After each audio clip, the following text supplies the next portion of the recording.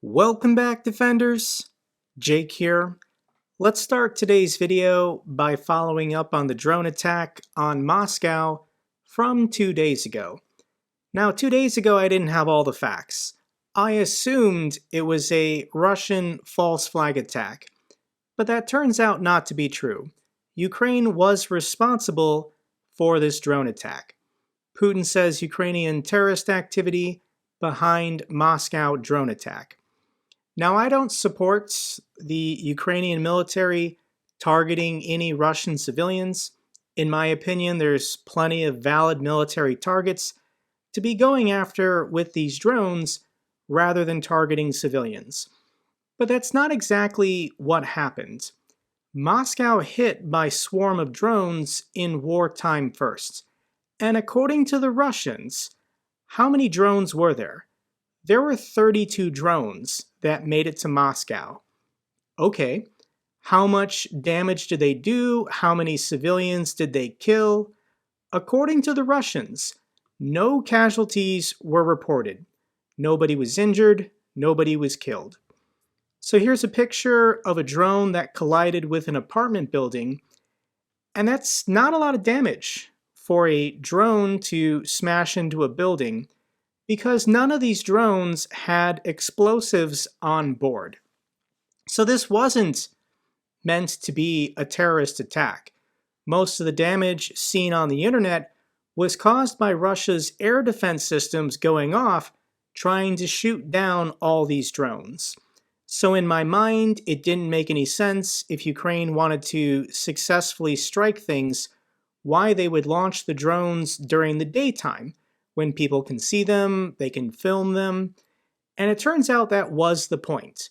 Ukraine launched a lot of drones without explosive capabilities in broad daylight so that the Russian people could see them. And these drones were flying over close to Putin's house. Down drones near Putin's residence rattles Russia's elite. And it's actually a neighborhood that the Ukrainians were targeting called Rublievka. I've never heard of this neighborhood before, but it's the unofficial name of a prestigious residential area in the western suburbs of Moscow. Many Russian government officials and successful business people reside in this gated community. So you can't buy property here unless you're part of basically Putin's inner circle. Everyone who lives here, they're government officials or millionaires and billionaires. So Ukraine wasn't targeting ordinary Russian civilians. They were flying these drones around a rich person neighborhood. Here's a map that somebody made showing the locations of where these government officials live and where the drones collided with buildings. So, pretty interesting correlation. Fear and loathing in Moscow, Russians react to this drone attack, and as soon as ordinary Russians started learning that these drones are only flying around this rich neighborhood, many Russians online started celebrating it. They thought it was a good thing. If you want to compare this neighborhood maybe to Gangnam in Seoul or Beverly Hills here in the United States, I don't know what the French or British equivalent is, but every country has one of these notorious neighborhoods full of rich insiders, and when bad things happen to them, the poor in your country tend to celebrate it. So this drone attack was very bizarre because we'll talk about the distance, but it didn't trigger any air sirens. To the best of my knowledge, Moscow has no system in place to protect the residents of their capital city. Should the Ukrainian military want to engage in terrorism and deliberately target Russian civilians in Moscow, what is the Russian government's plan to protect their people? Where are the shelter-in-place sites? Where are the air sirens? Where is the early warning system? Moscow doesn't have one because they don't think they're capable of being attacked. So this is why I initially thought this was a false flag operation. How did 32 Ukrainian drones get from the Ukrainian-Russian border all the way to the suburbs of Moscow. This is 500 kilometers. In broad daylight, when everyone knows the direction they're coming from. There is the small possibility the drones were launched from within Russia, which makes it worse for the Russians. But how did Ukraine do it? How did they get 32 drones 500 kilometers in broad daylight? Putin admits Moscow's air defenses need a little work after multi-drone attack. Yeah, you think? Your air defense systems are garbage. So here's a tweet thread from Chris O. I'll link it down below. He does really good work. And he says Russia's missile defense system is supposed to be able to detect a football-sized object from 8,000 kilometers away. However, corruption is said to have left it full of holes. And the head of Russia's space forces may now face prosecution as a scandal at the Russian Ministry of Defense deepens. So, of course, it's corruption. This is why Russia's air defense systems are garbage, and Ukraine can fly 32 drones through their wealthiest and most important neighborhood in Moscow. And to just highlight the absurdity of all things that is Russia, let me share this clip with you. I haven't shown you a clip of Defense Minister Sergei Shoigu in a while. I'm guessing this clip is from today, June 1st, and this is a monthly report that he gives as the Minister of Defense. But just listen to how absurd this all is. Добрый день, уважаемые коллеги. Приступаем к работе. В начале о ходе специальной военной операции. Группировки российских войск продолжают наносить эффективное огневое поражение противнику. Только за этот месяц перехвачено и уничтожено 196 реактивных снарядов «Хаймарс», 16 ракет «Харм» и 29 крылатых ракет большой дальности «Storm Shadow». Поражен американский зенитно-ракетный комплекс «Патриот» в Киеве. Военная поддержка. So he's saying in the month of May alone, the Russian military successfully shot down 196 Gimler's rockets from the HIMARS, 16 HARM missiles, 29 Storm Shadow missiles, and they destroyed the Patriot air defense system in Kyiv again, like the third or fourth time. Russia, you can't even shoot down 32 civilian-grade drones flying in a straight line all the way to the suburbs of Moscow. You really want us to believe you shot down 29 Storm Shadow cruise missiles in 1 month? I can't take it serious, guys.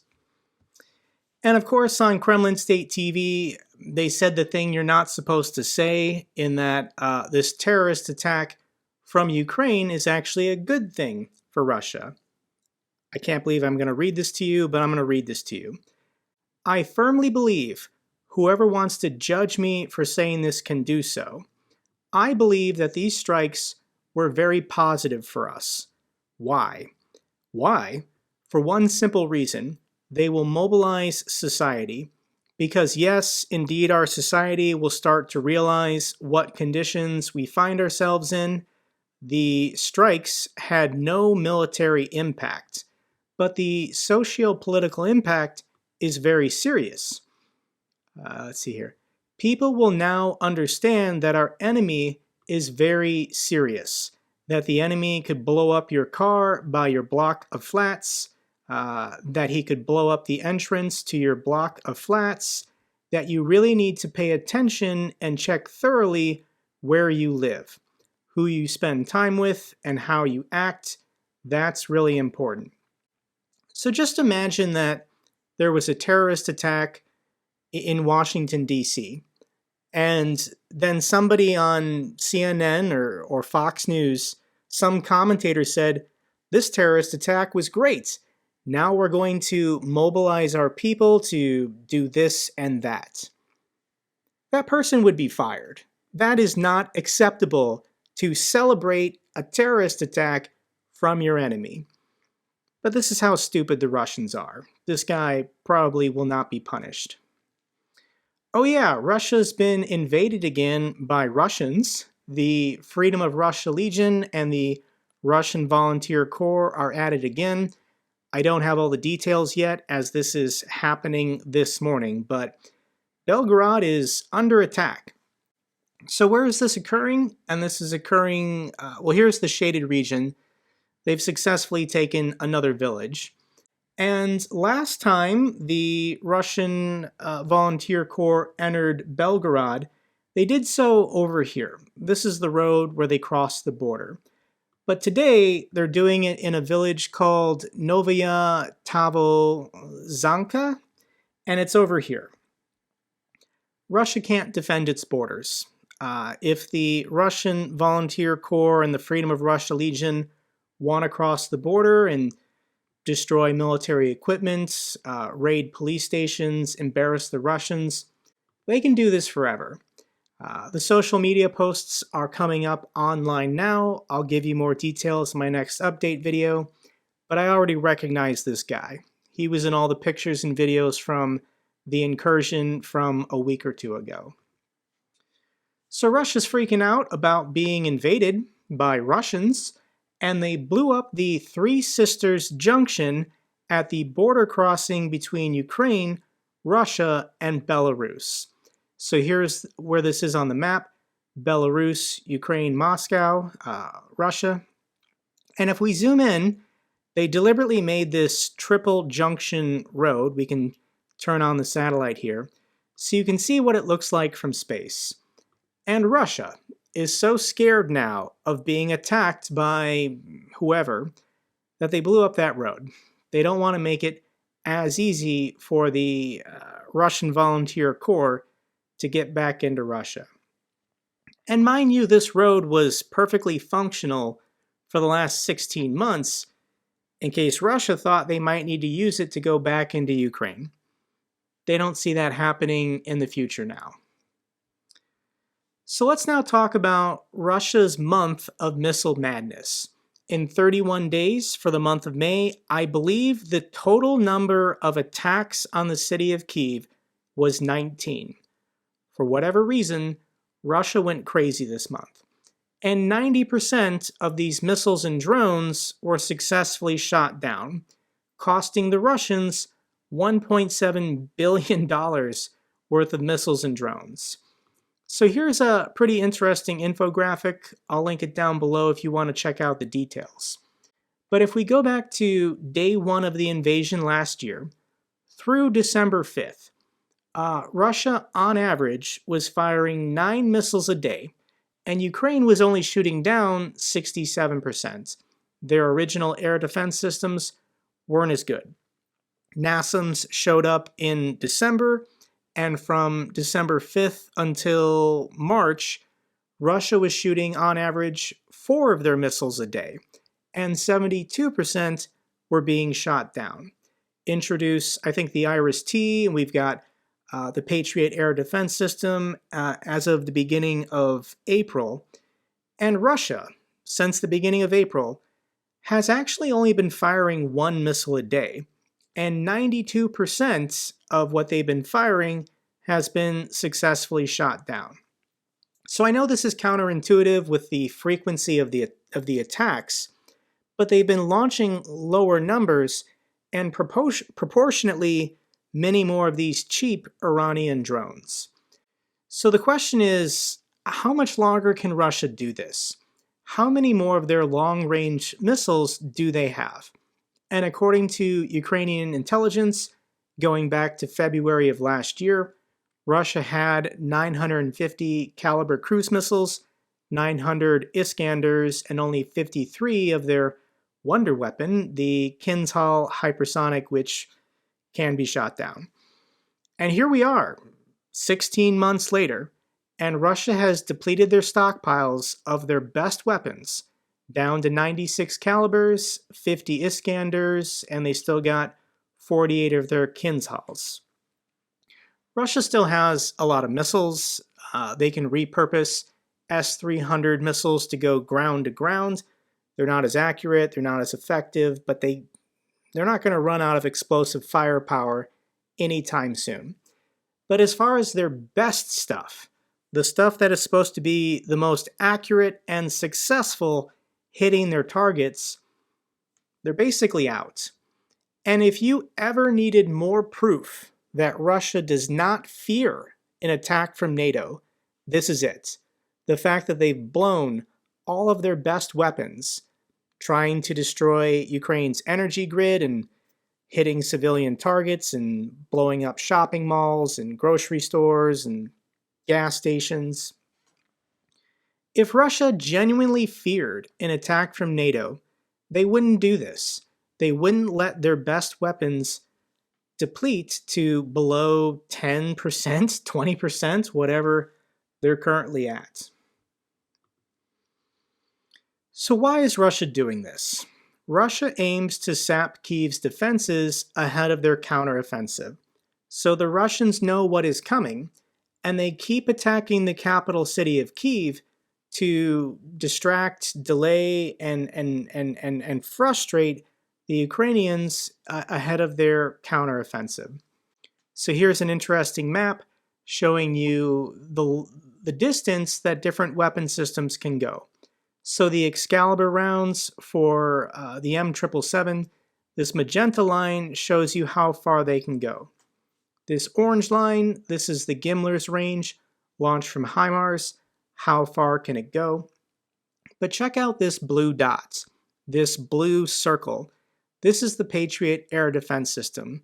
I guarantee you Ukraine wants to move these, if they have more than one, move these to the front lines to assist their forces for the upcoming counteroffensive. So the reason why the Russians keep attacking Kyiv every 48 hours is to prevent the Ukrainians from moving their air defense systems down to the front lines ahead of their counteroffensive. They're trying to hold Ukraine's air defenses in place in the north, so they can't help Ukraine for their upcoming counteroffensive. NATO knows this, the West knows this. The United States provides more air defense following upsurge in Russian attacks. So the United States announced their next $300 million security assistance package, additional munitions for the Patriot air defense system, AIM-7 missiles for air defense, Avenger air defense systems, Stinger anti-aircraft systems, as well as the usual stuff, artillery rounds and HIMARS. And Ukraine is still doing their business despite what's been happening in Kyiv. Drones target southern Russian oil refineries. So there's pictures and videos online. I'll show you on the map where Ukraine struck. This is an oil refinery east of Crimea in Russia proper. So if it's an attack in Russia, you know Ukraine used their drones rather than a Storm Shadow missile. Ukraine is also systematically destroying Russia's deployed air defense systems in advance of launching their counteroffensive. They're effectively doing this with HARM missiles. They seek out radar signals and then destroy them. Also, if they fire a drone and Russia gives away the location of one of their air defense systems, Ukraine can then target with a HIMARS.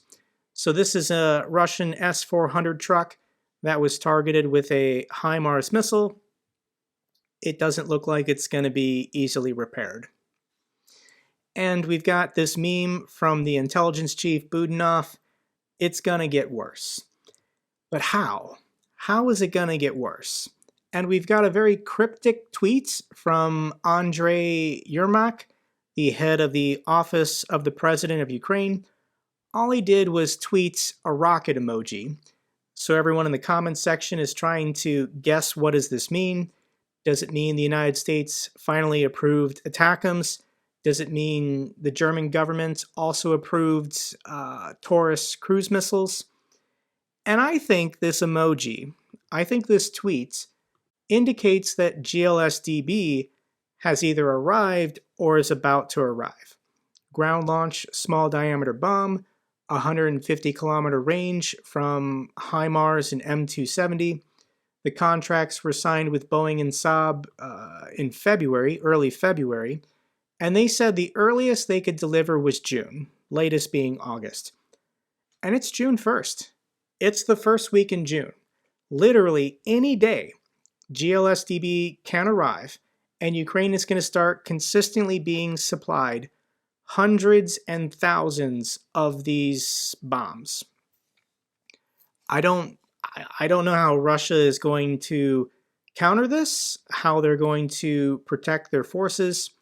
They never figured out how to counter Gimlers last year, so they're just going to take it. They're just going to keep taking horrendous losses.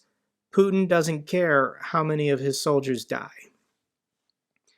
And we've got bad news for Russia. We got pictures this morning that there's cracks in the support columns for the bridge going across Crimea. I don't know if this is part of the original section of the bridge that took damage, but I mean, I'm not a civil engineer, but that doesn't look good, and I'm guessing you shouldn't be driving heavy trucks across a bridge where the support columns have massive cracks.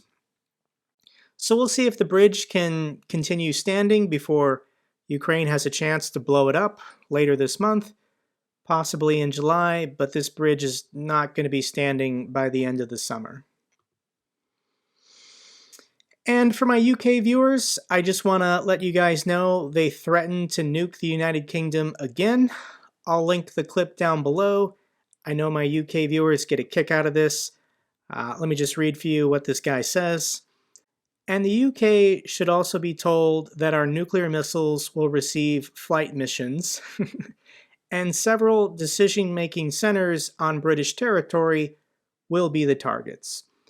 So at the moment, Russia really hates you guys for providing these Storm Shadow missiles, but I'm still confident there won't be a nuclear war. And I'm hoping there won't be a nuclear war because people in Russia don't want to die. But here is a clip from Russian Media Monitor when talked about the prospects of a nuclear war. This commentator says he doesn't want to die. He doesn't want to see nuclear war. And then another guest on the program threatens to kill him for saying that. This is insane. Let me share this with you. Мы опять будем находиться в прошлом мире, так сказать, в 2004-2003 году, где-то там. Если вот. Ядерная война не случится. Все-таки очень хочется надеяться, что у нас не настолько. Очень хочется. Не хочется умирать, честно говоря. Вообще не хочется. Совсем не хочется. Я не понимаю, почему это приходится говорить в 2023 году, но как-то хотелось бы отметить немного. Вообще не очень хочется. В военное время всех паникеров расстреливали на месте. И нам все это со временем предстоит, поэтому до ядерной войны можно не дожить. Так, откровенно говоря. Второе по поводу... Звучит как угроза. Второе по поводу дипломатов. Не надо меня перебивать. So the ethnic minority on the show says he doesn't want to die in a nuclear war. And then the drunk guy says, well, anyone who panics during wartime will be shot on the spot. You might not live long enough to see the nuclear war. Olga thinks this is hilarious that the drunk Russian guy threatened the ethnic minority who doesn't want to die in a nuclear war. Russian State TV is just a spectacle to watch. We've got some bad news for Russia. Germany tells Moscow to close 4 of their consulates in Russia. What happened was, because Germany's been providing military assistance to Ukraine, Russia punished them by expelling some of their diplomats. So Germany's response to that is telling Russia they now have to close 80% of their consulates in the country. So not good for Russian citizens in Germany who need services from their government, because 80% of their consulates now have to close. Sister city status slashed between Melbourne, Australia and St. Petersburg. So 34 years ago, Melbourne and St. Petersburg, declared themselves sister cities with friendship, but the official position of the Russian government is everyone in Australia is a Nazi. So yeah, might as well get rid of that title of sister city. We've got good news for Ukraine. Norway will provide Ukraine with a 5-year program of military assistance totaling $7 billion. We all know Norway has that oil and gas money, so thank you so much to the Norwegians. The president of Romania has signed a declaration with President Zelensky on Romania's support for the Euro-Atlantic integration of Ukraine. Thank you so much for the support, Romania. Final couple feel-good clips I have for you guys.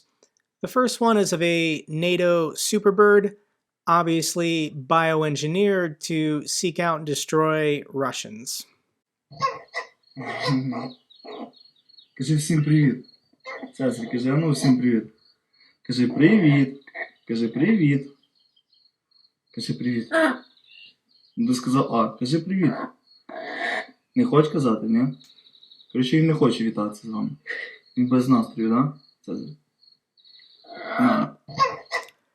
Clearly, this bird is a US-engineered bioweapon, and Russia is just defending itself because they feel threatened. Final clip I have for you, it's June 1st, officially the first day of summer in Ukraine, and I just want to share this clip of people enjoying the fountains in Lviv.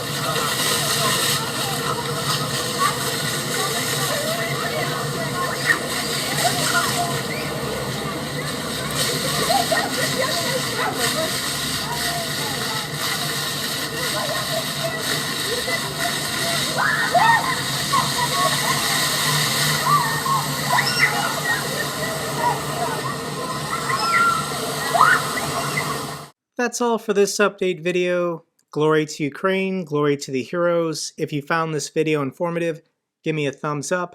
Best way to support the channel. Comments and questions, let me know down below. I love hearing from you guys. Till the next video, keep defending the truth, keep defending democracy.